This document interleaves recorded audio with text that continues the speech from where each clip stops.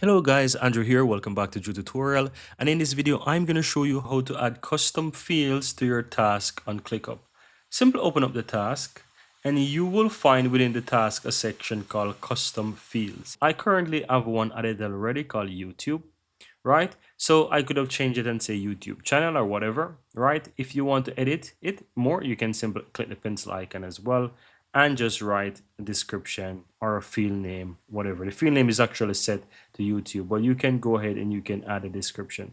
Now to add more or add the custom fields, look towards the right, you'll find a plus, click on that.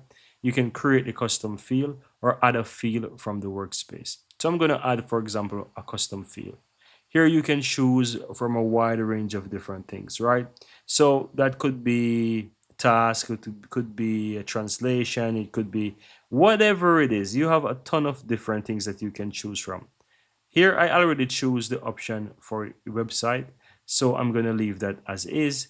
And let's say I want to choose money to say how much I will charge maybe to do this task. The field name I'm going to call this one cost per video or cost per project. Let's call this one cost per project.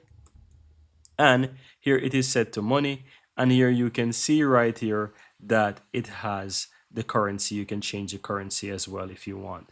I will just leave this as the currency USD, but for the description, maybe I will just call this one $1,000, for example. So let's say that's what I want it to be and click on create.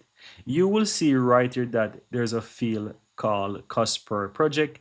And if I click on that, you will see that it now shows $1,000. Let's say that's what I really want it to be.